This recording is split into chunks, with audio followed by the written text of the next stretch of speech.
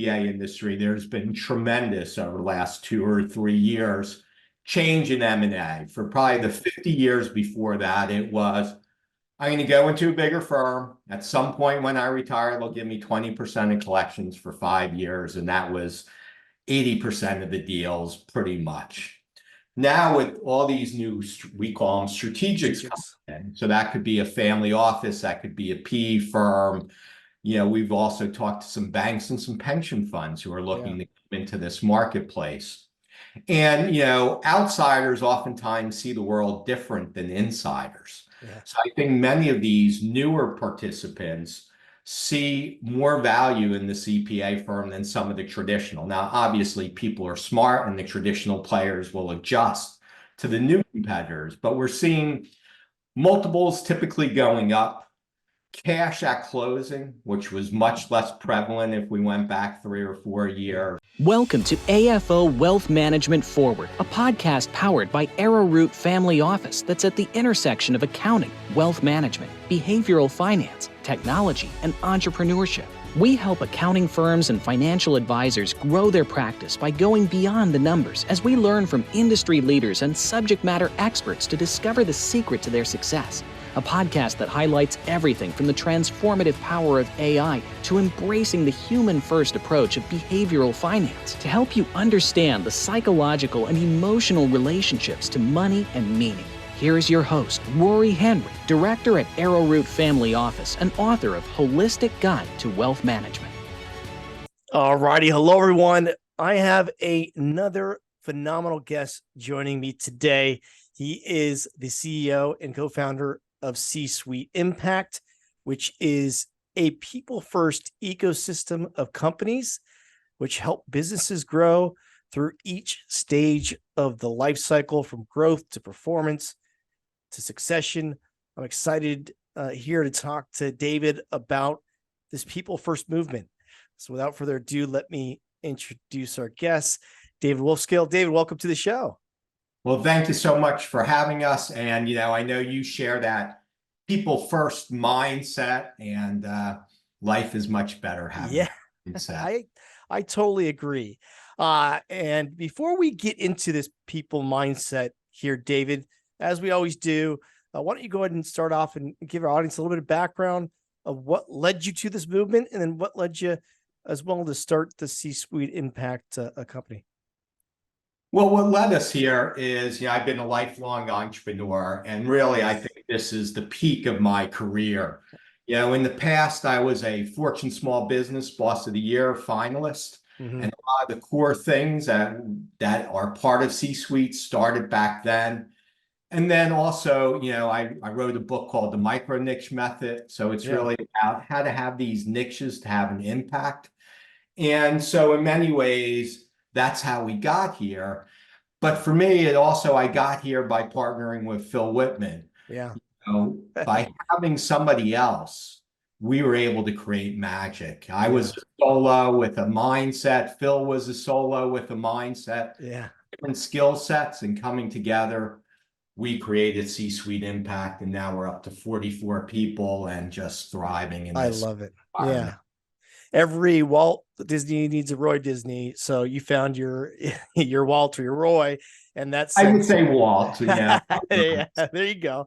So you're the Roy there. Let's talk about this people first movement, because we spoke on your podcast. I absolutely love that type of mindset. We talk about a human first approach over on the wealth management side, but in the accounting world, there's this real appetite for really leading with people, because that's what it's all about. Developing those people, helping them thrive, building those relationships. So can you talk about this people first mindset? So our people first mindset is really much more important than what you do, is who you are. And in fact, when we first meet people, oftentimes we almost speak nothing about what they do in that first meeting. It really starts with values. Really starts with mindset. Because within C-Suite, there's lots of things you can do. So if you have those right values, those right mindsets, we'll find the place that you can thrive. Yeah. And let's talk about these different companies that you have within this ecosystem here, David. because you are really a plug and play type of solution for many firms out there to access a suite of services so they don't have to go and learn something or specialize. They can go to your ecosystem to better serve their clients. So can you talk about the different companies within the ecosystem here? So great question. So thank you. So, first of all, an ecosystem, we want to help our clients no matter where they are in their journey, whether they're looking, as you said, to improve performance, improve growth, or eventually sell their businesses. And so we want to provide them with a solution for no matter really what they need. And so we have our C-suite team, and our core offerings at C-suite are mergers and acquisitions. So we do sell side and buy side. We help people find funding. In today's environment, banks are doing less and less. Yeah. And what's a good client for a bank is becoming a very difficult definition. Right.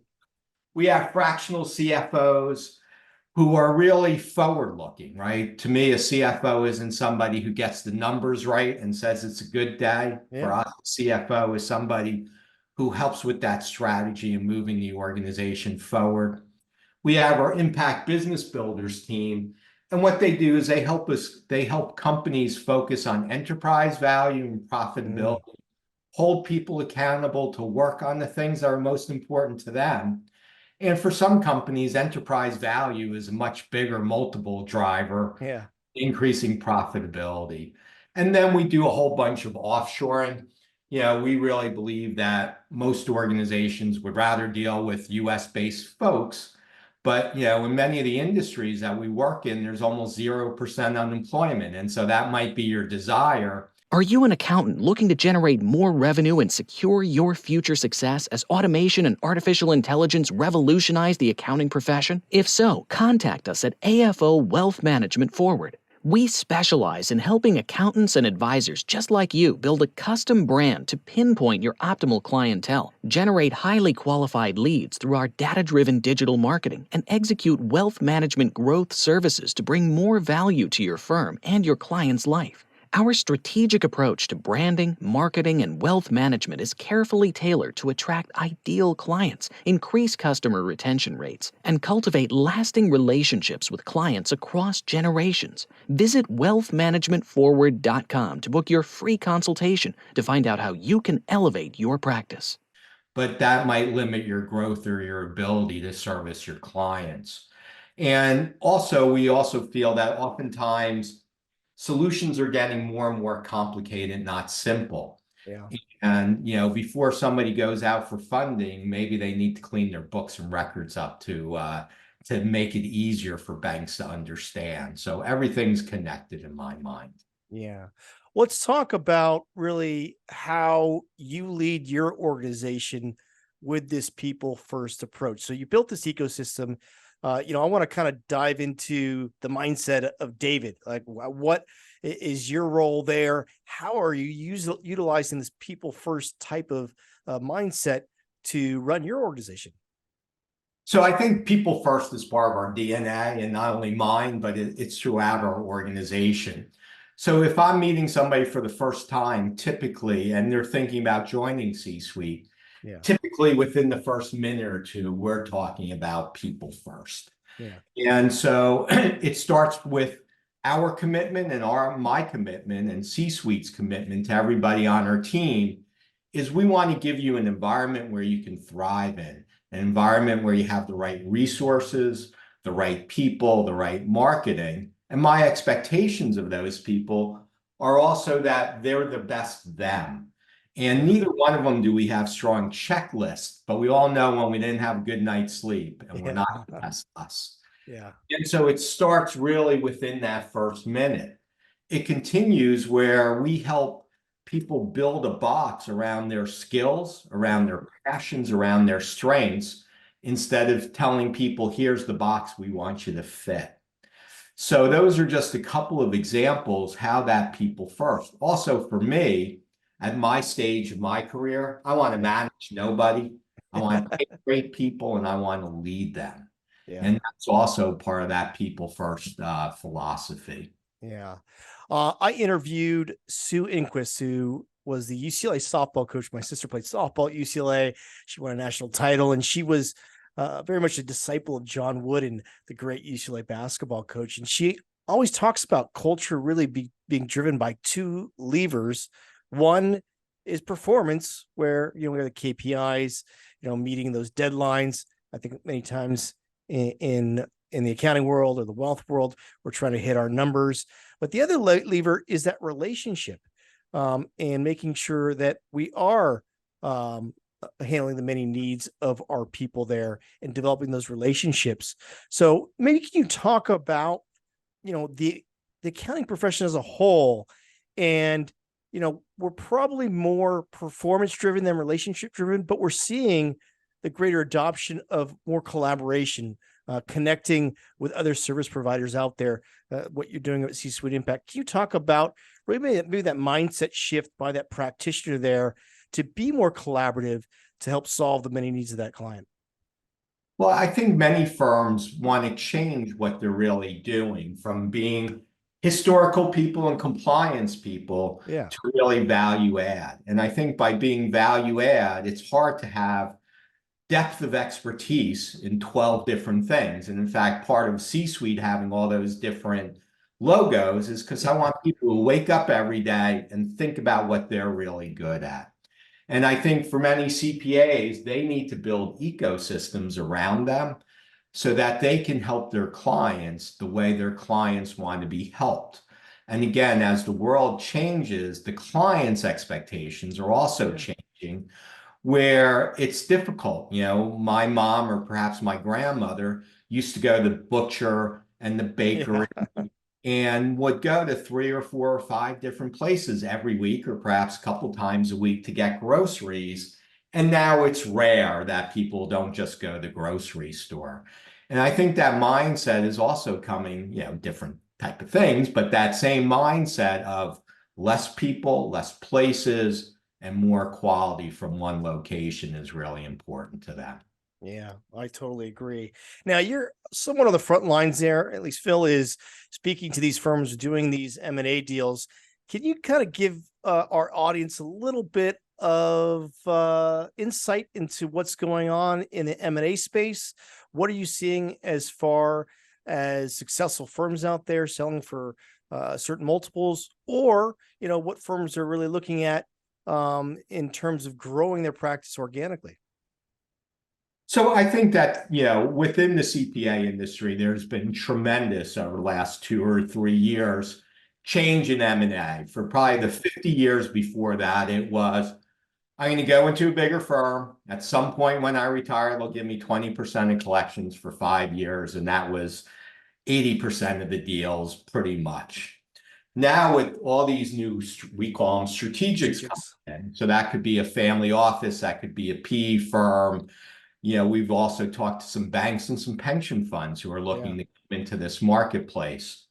And, outsiders oftentimes see the world different than insiders. Yeah. So I think many of these newer participants see more value in the CPA firm than some of the traditional. Now, obviously, people are smart and the traditional players will adjust to the new competitors, but we're seeing multiples typically going up. Cash at closing, which was much less prevalent if we went back 3 or 4 years. We're seeing multiple bites of the apple, so somebody can sell a significant interest, but roll over equity. And so those things are exciting those traditional players. Another thing that's also happened is geography used to be much more important. The traditional firms would look at geography, think about strategy, and does it fit our strategy? Many of the new strategics are much more about cash flow and about client acquisition. And so we had some firms where 3 years ago, they were looking to merge and really couldn't find the right place for them. And one of them, we have a closing hopefully on the 15th, where 3 years ago, there was no interest. And now they have a buyer who's actually paying what would have been a premium 3 years ago. Yeah. I mean, I wrote a chapter in the book. Phil's part of the chapter, amongst others, talking about private equity and being smart money, getting into this space. They see the ability to sell to and through small and medium-sized businesses, and basically use their other portfolio companies as well to service those clients. But I go back to the fact, and we talked about this on your podcast, this human first approach, or the relationship approach. You can put technology into these companies, but it's really those relationships, that trust that these clients have with their practitioners, that really are able to catapult these firms forward. So you can infuse capital, you can infuse technology, but at the core, we're really looking at those relationships and the people having a shared human experience with another advisor that can help them make decisions many times that are complex, that bring them peace of mind. Yeah, and so I think for some firms, some of the new players, they want to buy 100%, but many of them don't want to be the operator. So they actually keep management in place. They want to keep those relationships in place. And in fact, many of the strategics don't put out press releases, right? So it's just interesting. Yeah. All of a sudden there's an infusion of cash. There is some additional services they might offer. Maybe they've upgraded the recruiting function, but from a day-to-day basis for the client, there's nothing. Yeah. There's no change whatsoever. That's very fascinating here, David. Great. Well, is there anything that you want to share with our audience here, David, that we haven't touched on? Well, I think I want to go a little bit more into that people first mindset. A couple things about people first is within our organization, what we really look for is people who are passionate. And, if you're passionate, there's a million positives about being passionate. But we've also all seen American Idol, where somebody's been passionate about singing and highly ineffective, right? I think Walter Hong, I forget his name, right? Yeah. He was passionate. She bangs. Yeah, she bangs. She bangs. Right? Yeah. So he was passionate but ineffective, right? Although for him, he was so ineffective that he did become effective. Right. And so we look for people who are passionate about what they do, but also professional, which to me means that they can implement, execute, and make things happen. And then we look for that collaboration. And, for the leaders who are listening to this, I think having that mindset and having people on your team makes being a leader so much easier, right? There's so many issues that just don't occur because people have the freedom to solve them themselves. Yeah. So many times I don't have to be the traffic person about who should be working on an opportunity. People self-select about who is the right person for that specific opportunity. So I think people first, and then we also talk a lot in my organization about happiness, and they go together. And people who are happy by any measurement has significantly positive outcomes. So that could be whether from a health and a private point of view and a personal point of view, but also creativity, resilience, willingness to make that extra phone call, answering the phone with a smile instead of assuming that's going to be a negative phone call. And so those are a couple things that are really, really important to us. One of the initiatives for 24 is we're going to start doing some podcasts on how people within our organization deal with the stress and the tips and tactics. So we have a whole bunch of high driving people, and we all have different ways that we get to happiness. And so we want to share that with our larger community to make an impact. I love it. Well, how do you relieve stress there, David? So for me, I think, it starts with being people first. So generally, and almost exclusively, the people on my team, I find positive energy. And so almost all my interactions are like this. They're good interactions. Yeah. Right. We also have built some structure in. So this Friday, I don't know when this will be released, but it's a Friday, and I end my day on Fridays with an end of week celebration. And, usually 6 to 12 people from our team come on, and we just go around the room and share good things that happened during the week. And we all leave feeling good, and we all are reminded to put that same effort into the weekend as well. Right? Be mindful. So I built a lot of structure in place. And then there's a whole bunch of little things, right? I ask my team members, give me a highlight of your day before they go.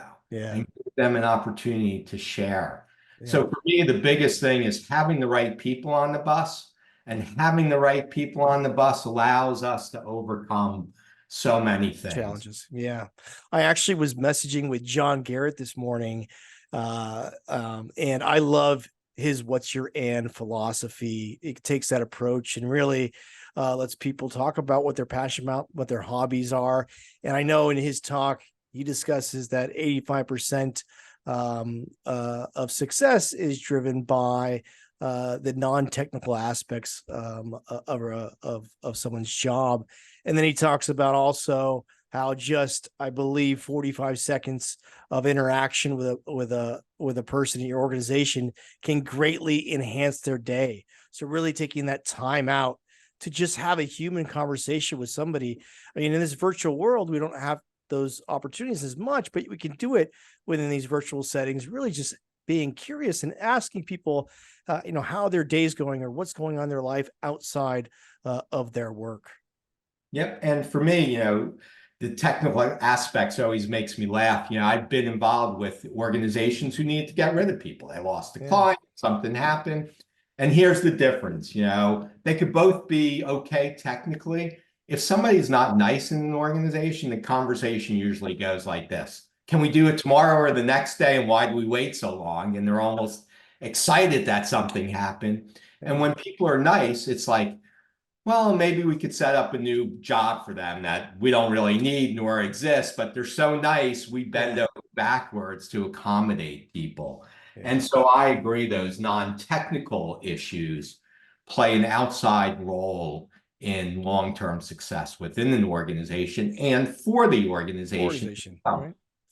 Yes, I love it. I love it. All righty, David, thank you so much for coming on the show. If people want to learn more about C-Suite Impact, what's the best way to do so? So go to our website, www.csuiteimpact. Follow us on LinkedIn. Give me a call. We're accessible. We're available. We want to make an impact. I love it. All righty. Thank you so much, David. Have a great day, everybody. All opinions expressed by Rob Santos and Rory Henry on this website podcast interview are solely their opinions and do not reflect the opinions of Arrowroot Family Office LLC or their parent company or affiliates, and may have been previously disseminated on television, radio, internet, or another medium. You should not treat any opinion expressed by anyone as a specific inducement to make a particular investment or follow a particular strategy, but only as an expression of their opinions. Past performance is not indicative of future results.